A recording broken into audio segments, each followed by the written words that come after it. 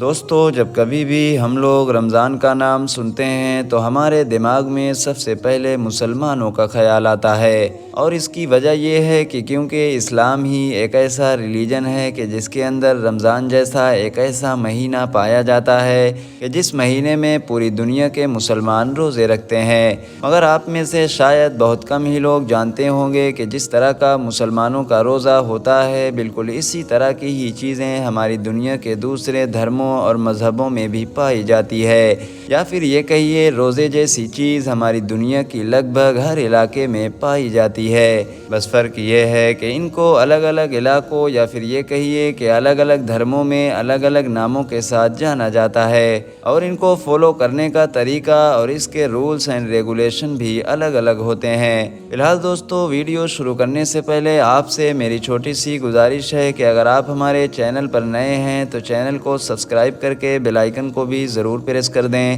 اور ہماری حوصلہ افزائی کے لیے ہماری ویڈیوز کو ہمیشہ لائک بھی ضرور کیا کیجیے، تاکہ اسی طرح کی ہسٹوریکل اور نالجبل ویڈیوز کا یہ سلسلہ ہم جاری رکھ سکیں۔ دوستو، اگر آپ لوگ اتہاسک کتابوں کے پنوں کو پلٹنے کی کوشش کریں گے تو آپ کو یہ پتہ چلے گا کہ صرف آج کے دور میں ہی نہیں بلکہ روزے جیسی چیز ہماری دنیا میں ہزاروں سال سے پائی جاتی تھی، چاہے بات بابری تہذیب کی ہو، مصری تہذیب کی ہو، یونانی تہذیب کی ہو یا پھر ہندوستانی تہذیب کی ہو۔ ان سبھی میں ہی روزے کا تصور کسی نہ کسی صورت میں پہلے سے ہی پایا جاتا تھا۔ بات کریں اگر یہودی دھرم کی تو ان کے یہاں بھی روزے جیسی چیز شروع سے ہی پائی جاتی تھی۔ بنی اسرائیل کے اوپر عاشورہ کے دن کا روزہ فرض کیا گیا تھا، یہی وجہ ہے کہ آج بھی زیادہ تر یہودی عاشورہ کے دن کا روزہ رکھا کرتے ہیں۔ آپ کو بتاتے چلیں کہ ان کا روزہ مسلمانوں سے لمبا ہوتا ہے، کیونکہ یہ لوگ اپنے روزے کو سورج ڈوبنے سے شروع کرتے ہیں جو اگلے دن رات شروع ہونے کے وقت ختم ہوتا ہے،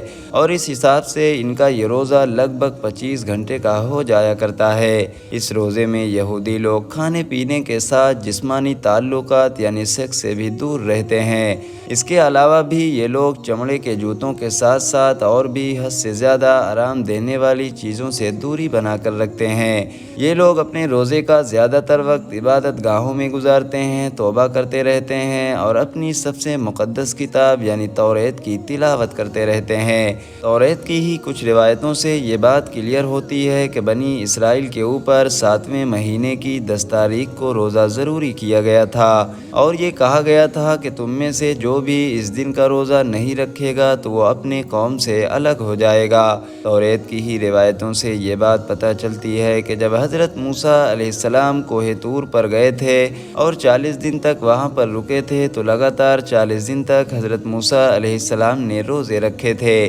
اور توریت سے ہی یہ بات بھی کلیئر ہوتی ہے کہ بنی اسرائیل کے ایک اور نبی یعنی حضرت دانیال علیہ السلام نے بھی 3 ہفتوں تک روزے رکھے تھے۔ اس کے علاوہ حضرت الیاس علیہ السلام کے 40 دن تک روزہ رکھنے کی روایت بھی توریت کے اندر موجود ہیں۔ یہی وجہ ہے کہ آج بھی یہودیوں میں بہت سارے لوگ اس دن کا روزہ رکھا کرتے ہیں۔ دوستو، ان تمام چیزوں کے علاوہ بھی کچھ خاص موقعوں پر یہودیوں کے یہاں روزے رکھنے کا رواج پایا جاتا ہے۔ جب کبھی بھی ہماری دنیا میں کسی طرح کی کوئی آسمانی مصیبت آتی ہے، مثال کے طور پر بارش نہیں ہوتی ہے کہ جس کی وجہ سے قحط پڑ جاتا ہے، تب بھی یہودی لوگ روزہ رکھنا ضروری سمجھتے ہیں۔ اس کے علاوہ یہودی کمیونٹی میں اپنے بزرگوں کی وفات کے دن یعنی ڈیتھ اینیورسری پر بھی روزہ رکھنے کو پسند کیا جاتا ہے۔ یہی وجہ ہے کہ یہودی لوگ حضرت موسیٰ علیہ السلام کے ساتھ ساتھ اپنے کچھ خاص بزرگوں کے وفات کے دن پر بھی روزہ رکھا کرتے ہیں۔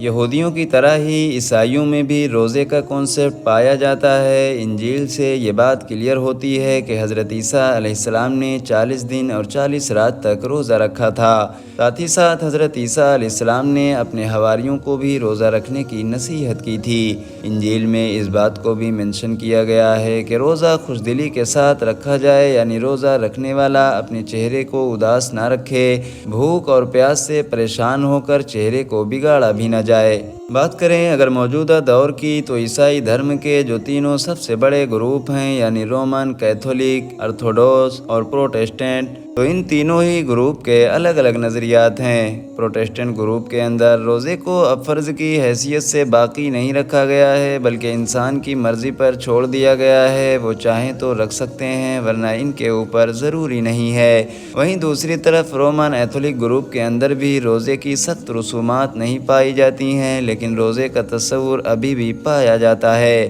اور یہی حال عیسائیوں کے تیسرے گروپ یعنی آرتھوڈوکس کا بھی ہے۔ لیکن پھر بھی ابھی بھی رومن ایتھولک گروپ کے اندر گڈ فرائیڈے جیسے دنوں پر روزہ رکھنے کا رواج پایا جاتا ہے۔ ارشن پروڈکشن کے نالجبل فرینڈز، مسلمانوں، یہودیوں اور عیسائیوں کی طرح ہی ہندو دھرم میں بھی روزے جیسی ایکٹیویٹی پائی جاتی ہے، جس کو ورت کے نام سے بھی جانا جاتا ہے۔ لیکن ظاہر ہے ہندوؤں کا یہ ورت نام کے ساتھ ساتھ رولز اینڈ پیریڈ بھی دوسرے دھرموں کے روزوں سے بالکل الگ ہوتا ہے۔ ہندو دھرم میں کچھ ورت تو ایسے ہوتے ہیں کہ جن میں پانی، دودھ اور پھل جیسی چیزیں کھانے کی اجازت ہوتی ہے، جبکہ کچھ ایسے ہوتے ہیں کہ جن میں ان چیزوں کی اجازت بھی نہیں ہوا کرتی ہے۔ آپ کو بتاتے چلیں کہ ہندو دھرم میں ورت کی یہ پرمپرا سینکڑوں سالوں سے چلی آ رہی ہے، اور دوسرے دھرموں کی طرح ہندو دھرم میں بھی سال میں کچھ ایسی فکس ڈیٹ ہوتی ہیں کہ جن میں ہندوؤں کی طرف سے ورت رکھے جاتے ہیں۔ اس کے علاوہ ہندو دھرم کی عورتیں اپنی پتی یعنی ہسبینڈ کی لمبی عمر کی پرارتھنا کے لیے بھی ورت رکھا کرتی ہیں۔ ہندو دھرم کے علاوہ بھارت دیش میں پائے جانے والے اور بھی دھرموں میں اس جیسی پرمپرائیں پائی جاتی ہیں۔ فی الحال دوستو آج کی اپنی ویڈیو کو ہم یہیں پر ختم کرتے ہیں۔ ویڈیو پسند آنے کی صورت میں نہ صرف ویڈیو کو لائک کریں بلکہ اپنے دوستوں کے ساتھ بھی ضرور شیئر کریں۔